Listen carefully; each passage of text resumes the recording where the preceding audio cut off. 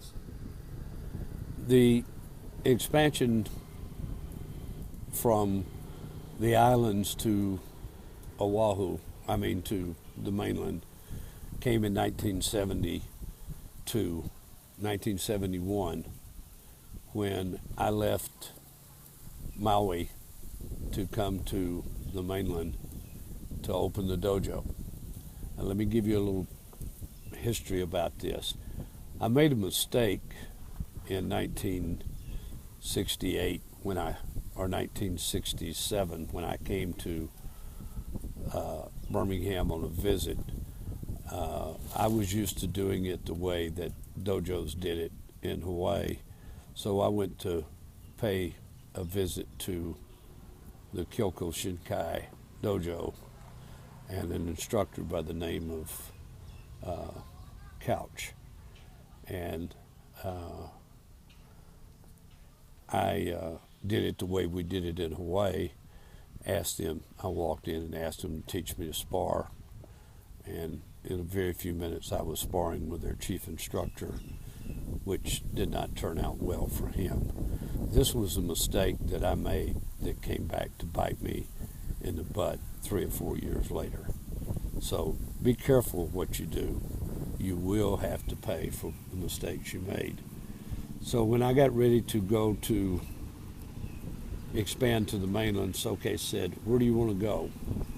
And I said, "I don't know." So I took a trip.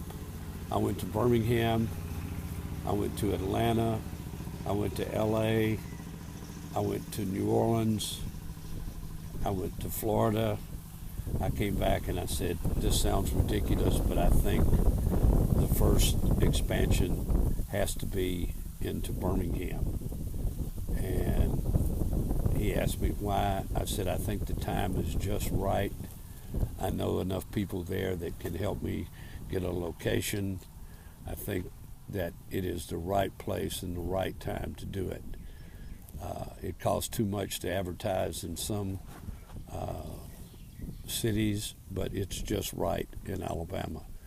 So from that point, we started to open the dojo. Our first dojo was in Fairfield, Alabama, in 1971, and the rest of that, you may say, is history. Between 1971 to 1976, we probably taught in the neighborhood of 30,000 students, maybe 40,000. We quickly had the largest dojos in the Southeast. We've quickly had the largest dojos in the U.S., except for Hawaii, which had the largest dojo.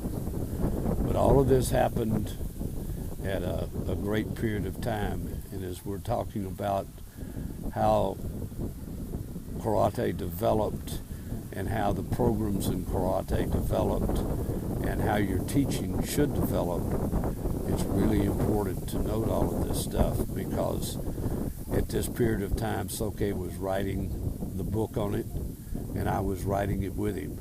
How to make a dojo operate, how to make a dojo successful.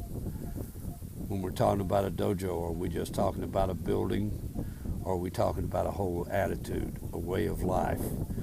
And Karate Do, the way of karate, became very, very important to me, because I was teaching what Soke had taught me.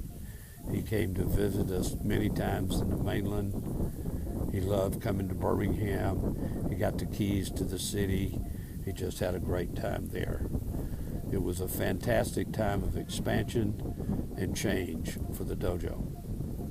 Os.